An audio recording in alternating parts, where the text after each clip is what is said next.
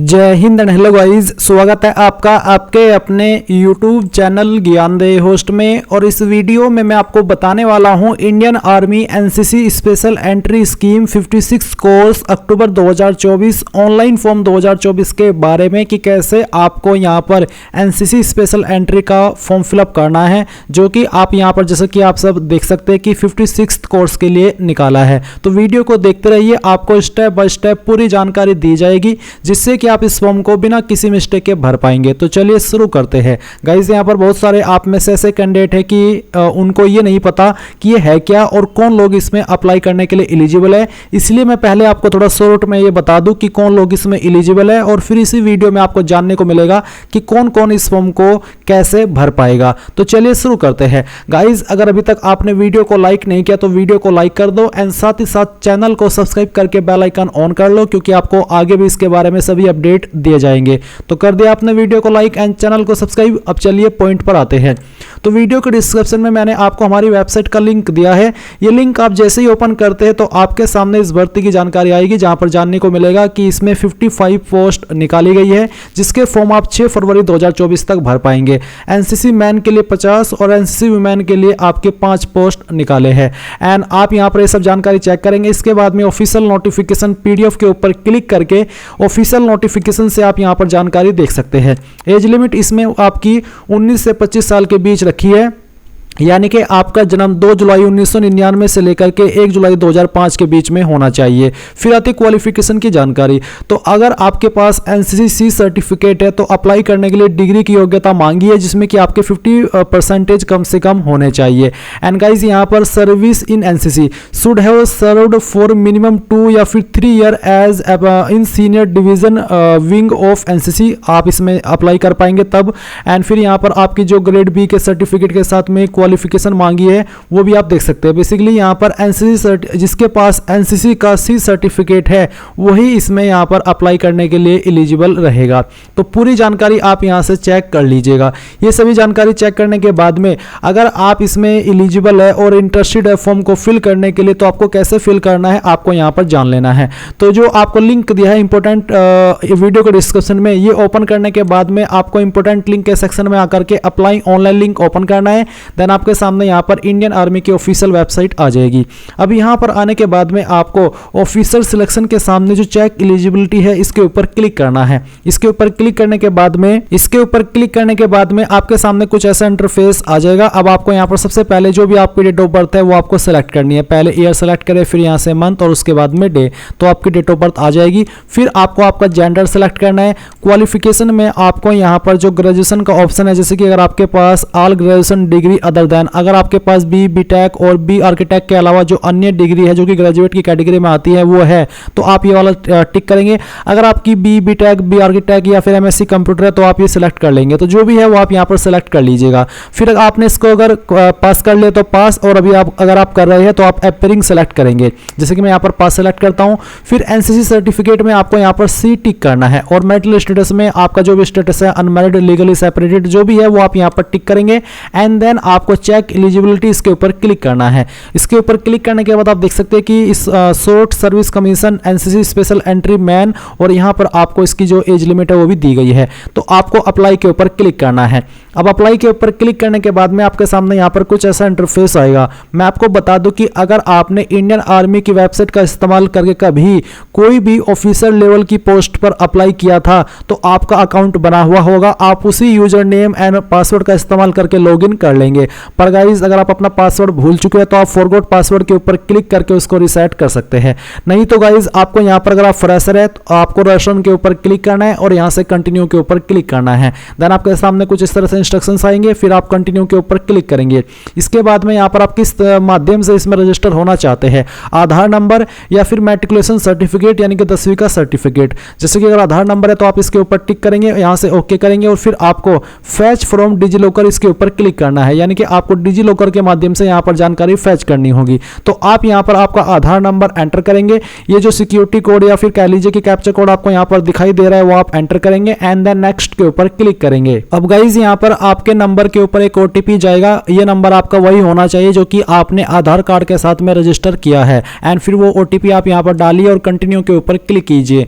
Continue के ऊपर click करने के बाद में आपके सामने यहाँ पर कुछ इस तरह का इंटरफेस आएगा, जैसे कि आप वीडियो में देख सकते हैं। अभी आपको यहाँ पर इसको अलाउ करना है। तो आप जैसे इसको अलाउ करेंगे तो आपके सामने यहाँ पर आपकी पर्सनल डिटेल का सेक्शन इस तरह से आ जाएगा। तो आपको यहाँ पर आपकी डोमिसाइल स्टेट सिलेक्ट कर लेनी है कि आप कौन सी स्टेट के स्थायी निवासी है। फिर आपको आपका आधार नंबर यहाँ पर एंटर करना है। जो नाम आपका आधार कार्ड के अंदर है वो ऑटोमेटिकली यहाँ पर आ जाएगा। फिर यहाँ पर आता है कि क्या आधार में आपका नाम मैट्रिक आधिकारिक प्रमाण पत्र के समान है, यानी कि जो नाम आपका आधार कार्ड के अंदर है वही नाम आपका 10th के सर्टिफिकेट के अंदर है। अगर हाँ तो आप यस करेंगे, अगर नहीं तो आप यहाँ पर नो करेंगे। नो करने पर यहाँ पर आता है your name and date of birth should be according to the matriculation certificate. If the name and date of birth is different in your Aadhaar card, go to the nearest Aadhaar centre and change it according to your matric certificate and then register.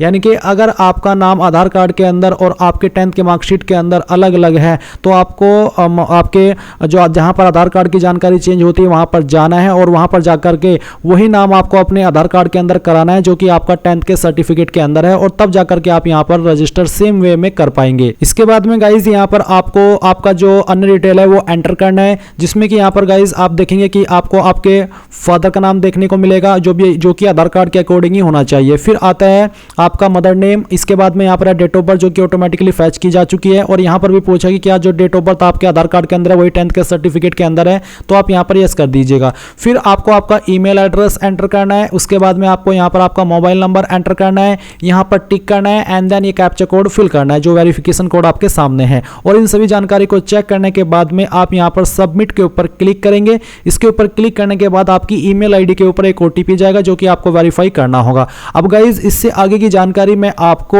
एक अन्य video से जो कि मैंने पहले इसी form को लेकर के बनाई थी वहां से देने वाला हूं। वो इसलिए क्योंकि गाइज इस वेबसाइट के ऊपर आप लाइफ टाइम में एक ही बार रजिस्टर कर सकते हैं, और जैसा कि आपने देखा कि इस पर आपकी सिक्योरिटी बहुत टाइट है। सिक्योरिटी टाइट से मतलब है कि इसमें ऐसा नहीं है कि आप कोई भी रॉन्ग इन्फॉर्मेशन डाल करके कोई भी फॉर्म भर लेंगे।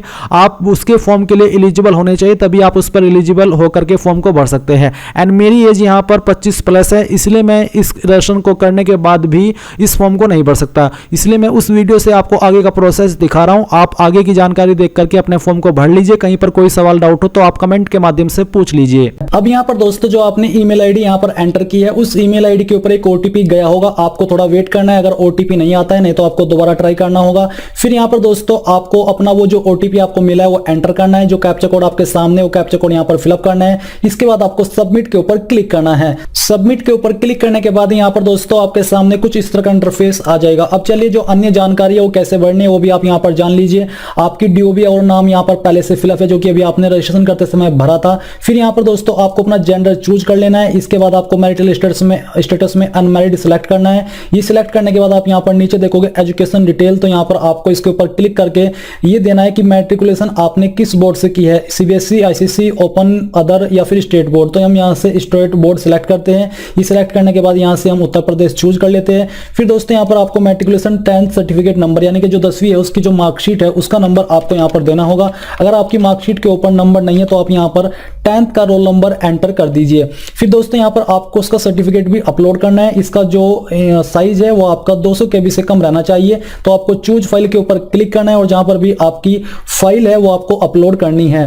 फाइल को सिलेक्ट करने के बाद यहां से आपको ओपन करना है। फिर आपको फाइल का नेम यहां पर देखने को मिल जाएगा। इसके बाद दोस्तों यहां पर आपको क्या करना है, आपको यहां पर जो आपका एलिजिबल क्वालिफिकेशन है वो सिलेक्ट करनी है। तो बेसिकली यहां से हम ग्रेजुएशन सिलेक्ट कर लेते हैं। ये सिलेक्ट करने के बाद आपको चूज करना है कि आपने पास कर लिया, फिर अपियरिंग हो तो हम पास्ट सिलेक्ट कर लेते हैं। फिर एट डेट ऑफ एनरोलमेंट तो यहां पर बोला है कि applicable for candidates in service of army, navy and air force. अगर आप इनसे बिलोंग करते हो, इनकी सर्विस में हो तो आपको डेट ऑफ एनरोलमेंट डालनी है, नहीं तो आपको इसको खाली छोड़ देना है क्योंकि आप फ्रेशर हो। फिर आपको यहां पर इस तरफ आना है और आप यहां पर देखोगे मोबाइल नंबर, ईमेल आईडी, इसके अलावा यहां पर आई हैव यानी कि आधार नंबर। तो आपने यहां पर कुछ ऑप्शन चूज नहीं किया, आपने नन सेलेक्ट किया है। अगर आप देना चाहते हो आधार या एनरोलमेंट नंबर तो आप यहां पर दे सकते हैं, नहीं तो आपको सलाह दी जा रही है कि आपको अपना आधार कार्ड जल्दी से बनवा लेना है।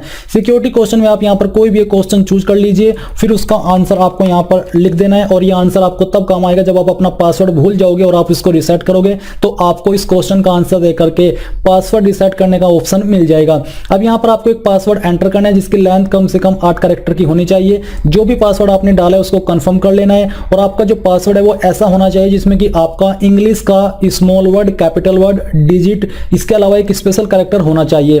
फिर यहाँ पर जो कैप्चा कोड आपके सामने, कैप्चा कोड आपको फिलअप करना है। फिलअप करने के बाद जितनी भी जानकारी आपने यहाँ पर भरी है इन सभी को अच्छे से चेक करना है और अच्छे से चेक करने के बाद नीचे आकर के सेव के ऊपर क्लिक करना है। सेव के ऊपर क्लिक करने के बाद आपके सामने यहाँ पर आपका डैशबोर्ड आ जाएगा और आपको बोला जा रहा है कि आपको अप्लाई करने से पहले अपना फोटो एंड सिग्नेचर अपलोड करना है। तो आपको यहाँ से ओके करना है। ओके करने के बाद यहाँ पर दोस्तों आपको फोटो एंड सिग्नेचर अपलोड करने के लिए क्या करना है, आपको यहाँ पर इस तरफ आकर के अपडेट के ऊपर क्लिक करना है। अपडेट के ऊपर क्लिक करने के बाद यहाँ पर दोस्तों आपको ओके करना है और ओके करने के बाद यहाँ से आपको चूज फाइल के ऊपर क्लिक करके पहले फोटो अपलोड करना है। जान लीजिए आपके फोटो का साइज 5 से 20 KB के बीच रहना चाहिए और फॉर्मेट JPEG या फिर JPG का होना चाहिए। तो आपको चूज फाइल के ऊपर क्लिक करना है और मैं यहाँ पर आपको एक रैंडम इमेज अपलोड करके दिखाने वाला हूं। तो चलिए मैं यहाँ से इस इमेज को सिलेक्ट करता हूं और ओपन कर लेता हूं। तो आपका इमेज यहाँ पर आ जाएगा। इसके बाद आपको सेम तरीके से चूज फाइल के ऊपर क्लिक करना है और जहां पर भी आपका सिग्नेचर है वो आपको अपलोड करना होगा। यहाँ पर सिग्नेचर का साइज आपका 5 से 10 KB के बीच में रखा है। हम इसको सिलेक्ट करके ओपन कर लेते हैं तो आपका सिग्नेचर यहाँ पर आ जाएगा।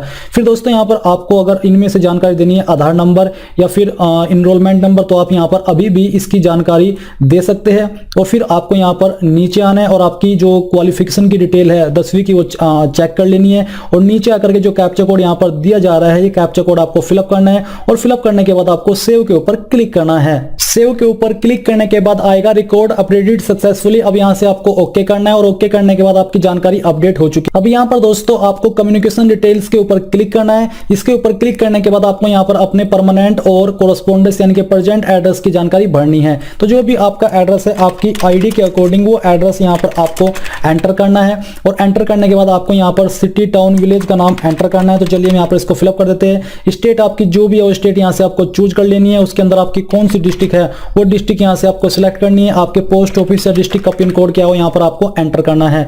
इसके सामने आप देखोगे सेम एज परमानेंट एड्रेस। अगर आपका प्रेजेंट एड्रेस और परमानेंट एड्रेस सेम है तो यहाँ पर टिक कर दीजिए। ये टिक करने पर आपकी जानकारी इस तरफ भी आ जाएगी। फिर आपको सेव एंड कंटिन्यू के ऊपर क्लिक करना है। इसके ऊपर क्लिक करने के बाद ये जानकारी आपकी सेव हो जाएगी। अब यहाँ से दोस्तों आपको क्या करना है, आपको यहाँ पर अप्लाई ऑनलाइन के ऊपर क्लिक करना है। इसके ऊपर क्लिक करने के बाद यहाँ पर आपके सामने जो एलिजिबिलिटी का पेज है वो फिर से आ जाएगा। यहाँ पर आपको जो सर्टिफिकेट है उसमें C सिलेक्ट कर लेना है। C सिलेक्ट करने के बाद यहाँ पर आपके सामने अप्लाई का लिंक है। अब आपको अप्लाई के ऊपर क्लिक करना है। अप्लाई के ऊपर क्लिक करने के बाद यहाँ पर आपके सामने इंस्ट्रक्शंस दिए जा रहे हैं। आपको इन इंस्ट्रक्शंस को एक बार चेक कर लेना है। फिर आपको यहाँ से कंटिन्यू करना है। कंटिन्यू करने के बाद आपकी जो पर्सनल इंफॉर्मेशन है वो यहाँ पर आपके सामने, आपको इनको कंफर्म करना है। साथ ही नेशनलिटी के अंदर यहाँ से आपको इंडियन सिलेक्ट कर लेना है। इंडियन सिलेक्ट करने के बाद यहाँ पर आपको अपना जो फोटो एंड सिग्नेचर है वो फिर से अपलोड करना होगा। तो चलिए यहाँ से हम इसको सिलेक्ट करके ओपन करते हैं। इसके बाद जो भी आपका सिग्नेचर है वो दिए गए साइज के तहत आपको यहाँ पर फिर से अपलोड करना है। हम इसको सिलेक्ट करके ओपन कर लेते हैं। फिर यहाँ पर आपको सेव एंड कंटिन्यू के ऊपर क्लिक करना है। इसके ऊपर क्लिक करने के बाद ये जानकारी आपकी सेव हो जाएगी। फिर आपके सामने कम्युनिकेशन की जानकारी आ चुकी है। अब आपको फिर से यहाँ पर जानकारी भरनी होगी जो कि अभी आपने फिलअप की थी और इसको फिलअप करने के बाद आपको सेम तरीके से सेव एंड कंटिन्यू के ऊपर क्लिक करना है। सेव एंड कंटिन्यू के ऊपर क्लिक करने के बाद आपके सामने आती है एजुकेशन डिटेल, जिसमें कि यहाँ पर आपको बोला है कि please enter your graduation marks only. All past BTech BE candidate must enter 4 year marks, यानी कि आपको 4 ईयर्स के मार्क्स एंटर करने हैं। ऑल अपियरिंग, जो कि BE बीटेक के अंदर अपियरिंग कैंडिडेट है उनको यहाँ पर 3 ईयर के मार्क्स एंटर करने हैं। और जो ऑल पास्ट ग्रेजुएट है उनको यहाँ पर अदर देन BE बीटेक इनको छोड़ करके 3 ईयर्स के मार्क्स एंटर करने होंगे। जो ऑल अपियरिंग ग्रेजुएट है जो कि जिनके पास ये वाली क्वालिफिकेशन नहीं है उनको यहाँ पर 2 ईयर के मार्क्स एंटर करने होंगे। तो यहाँ पर दोस्तों आपको क्या करना है, आपको बोला है कि आई फर्स्ट ईयर मार्क्स ऑब्टेन्ड, यानी कि आपको जो फर्स्ट ईयर है इसके अंदर ग्रेजुएशन में कितने मार्क्स प्राप्त हुए थे वो मार्क्स यहाँ पर आपको एंटर करने हैं। ये करने के बाद आपको यहाँ पर आउट ऑफ कितने में से आए थे वो यहाँ पर आपको भरना है। मैं आपको एक एक्सपेक्टेड बता रहा हूँ, मतलब कि आपको एक एग्जांपल दे रहा हूँ। तो आपको बेसिकली क्या करना है, यहाँ पर आउट ऑफ में तो लिखना है टोटल और उसमें से आपको कितने आए थे वो लिखना है यहाँ पर आपको ऑब्टेन्ड के कॉलम के सामने। फिर सेकंड ईयर में आपको कितने आए थे वो यहाँ पर आपको एंटर करना है और सेम तरीके से यहाँ पर टोटल मार्क्स डाल देने हैं। इसी प्रकार से आपको थर्ड ईयर के अंदर कितने नंबर आए थे वो यहाँ पर डालना है और आपके टोटल मार्क्स कितने थे वो डाल देने हैं। फिर फोर्थ ईयर के यहाँ पर आपके कितने नंबर थे वो यहाँ पर डालना है और टोटल आपको यहाँ पर सेम तरीके से से भर देने हैं। ये भरने के बाद आपको यहाँ पर कैलकुलेट परसेंटेज के ऊपर क्लिक करना है। इसके ऊपर क्लिक करने के बाद आपकी जो परसेंटेज है वो यहाँ पर कैलकुलेट कर ली जाएगी। इसके बाद वार्ड ऑफ बैटल कैजुअलिटी, अगर आप इसके तहत अप्लाई कर रहे हो तो यस कीजिए, नहीं तो आपको नो करना है। फिर आता है ग्रेडिंग इन एनसीसी सी सर्टिफिकेट, तो यहाँ पर आपको ए है या फिर बी है वो आपको चूज करना है। तो चलिए यहाँ से हम इसको ए सिलेक्ट कर लेते हैं। इसके बाद एनसीसी सर्टिफिकेट ऑब्टेन्ड फ्रॉम, यानी कि जो सर्टिफिकेट है आपको एनसीसी का वो कहाँ से मिला है, किसके अकॉर्डिंग मिला है, तो आपको यहाँ पर वो एंटर कर देना है उस जगह का नाम या फिर उस कॉलेज का नाम। तो यहाँ पर आपको बेसिकली अपना वो डालना है जहां से आपको एनसीसी सी सर्टिफिकेट मिला है। एनसीसी सी सर्टिफिकेट नंबर, आपका नंबर क्या है वो यहाँ पर आपको एंटर करना है।